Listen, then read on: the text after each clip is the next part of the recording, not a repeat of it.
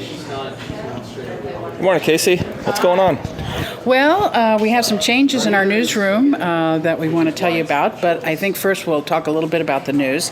The news and the change, one of the changes, so we're losing Ben Brown. He's moving to San Jose with his new bride, and we are so we're going to lose Ben, who's been doing the police beat for us and the court beat for us. So we're very sorry to lose him, but he did manage to wrap up one story that we've been following for a long time this week, and that was the Denoyer case, which was finally settled this week. Tell us what happened there. So Denoyer chose to plead out. First, remind people who Denoyer is. Right. James Denoyer was a man who owned several horses property in Westport and up near Fort Bragg 3 years ago, I guess. During that storm that caused all the flooding in New Year's 2005, Animal Control went out and seized a bunch of horses from his property. They'd been actually watching him for the better part of that year. They decided that was the day to take them because they weren't in very good shape. Denoyer was subsequently charged with 36 counts of felony animal neglect. He went to trial. That case ended in a mistrial because the jury couldn't come to a unanimous verdict. Meredith Lintott vowed to retry the case, which didn't turn out happening. Denoyer pled guilty to one count of improperly disposing of an animal. One of the horses on the property, when they seized it, was dead, and it was within 100 feet of a roadway. So that's a misdemeanor complaint.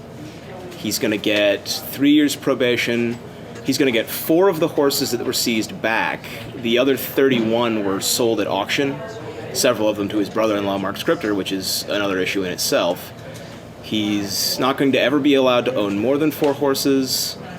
He's going to have to inform the district attorney's office if the possession of those horses changes, if he sells them to anyone. And he's required at his own expense to have them looked at every quarter by a veterinarian of his choosing, and the county gets to have them looked at twice a year with a veterinarian of their choosing. And this is during the 3-year probation? After that, or is that perpetual? I think it may be perpetual. Okay. And my understanding is also he doesn't get the 4 horses back until he pays the county for the care and feeding of them during this time. He still owes the county $5,000 for the care and feeding of the animals, which I believe he's going to contest in court, actually, and say he doesn't owe it to them. Any idea how much the entire trial was? How much it cost? No, but I'm sure it cost a fortune. I mean, it went been on a long for... time. The case has been progressing for almost 3 years. This is also the case where we did have a situation with the Coast judge over there, Lehan, who tried to prohibit us at the Daily Journal from publishing any of the photos that we got of the horses in the condition they were in when they were seized. And of course, our attorneys had to sort of give Judge Lehan a lecture on, the First Amendment. And so he never did back off, but we published the photos anyway. But I think there probably will be some reaction from a lot of the people who felt very strongly that, that kind of mistreatment of those animals was horrendous, and will be concerned about what happens now. But that case is over. That case is finally over. Most of the volunteers actually have been asked by the county not to speak to the media because Mark Scripter, who is claiming that he was defamed by the county and several of those people when he bought the horses and they found out he was Denoyer's brother-in-law, is now suing several of those people and the estate of Norm Vroman and the county. And his case is actually going up for case management later next month. Norm Vroman, of course, was the DA when this all happened, and he's the one that originally charged Mr. Denoyer with the 36 counts. So, so the brother-in-law is also suing the county and several people, so it's not going to be easy to get people to talk about it at this point. Okay, let's move on to county news, the big budget hearings this week. How did those go?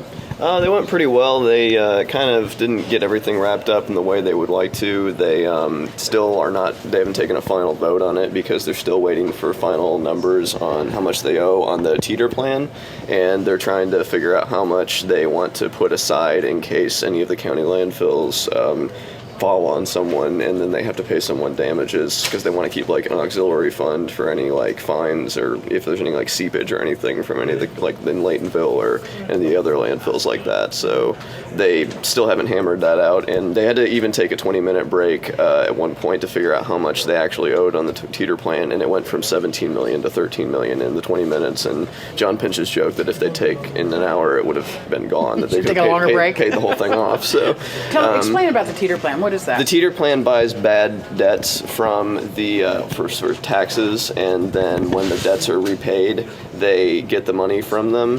But they had to put an initial investment in, and they haven't paid any of the principal on that, so it's grown from initially 5 million to what it is now. It's either 13 or 17 or whatever else it is. So they haven't really been keeping up on the principal of what they've paid, what they were supposed to pay. They've just been paying the interest, and so therefore it's kept rising and rising over the years, and it's been probably 16 years since they first took that out. I think it was supposed to be a moneymaker for the county at first, but I don't think it's making anybody any money at this point. So I think the idea was to reclaim the taxes, put those back in a fund, and then keep whatever fines and interest that you get in terms of that. And instead, they were pretty much spending it all in the general fund.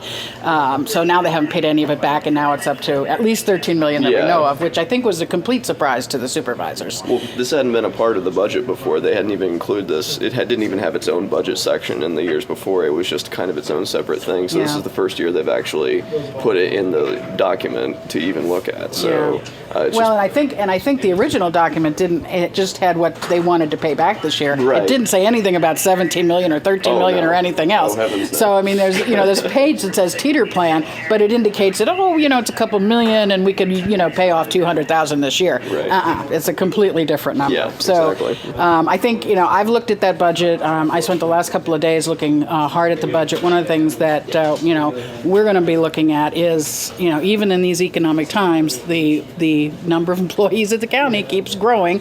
Over 200 new people in the last 10 years, and over almost 40 new people just since last year. So this idea that we're in tough economic times and we have a hiring freeze and all this other kind of stuff, I don't know where that comes from, because they continue to hire and they continue to spend more money. And what's the total county budget now? 59 million. Up from. Well, I'm trying to think of what it actually. That number is about the same as last year. But I think some of the areas where they say they're going to get state money, I question some of the revenue assumptions they're making. I'm questioning. I'm not sure. And of course, they haven't heard from the state. I mean, the state could be withholding all kinds of funds this year that they haven't even talked about yet. So let's move on to something very important. We'd like to introduce to the viewers our brand new reporter. His name is Zach Sinek. Cinek, and he will be covering our police and courts beat. He is actually just finishing up his journalism degree at Humboldt State University, and he'll get that all squared away in the next month or so, and then he'll be with us. He's already on board full time, but he's doing a lot of this as a work study for the end of his degree. So if you have police beat, he will also be doing environment and agriculture, as Ben did before him. So we are very happy to have Zach with us. Any thoughts about Ukiah so far? Well, you're from Willits, right? Yeah, I'm from Willits, so Ukiah is sort of a second hometown. So I'm glad to be down here. Good. So we'll be saying more about Zach, and so this week it's about budget. The city is also going through its budget, and so I think the focus is on money at the moment. So thanks for coming on down, and this is what's happening at the Daily Journal, and we'll talk to you again soon.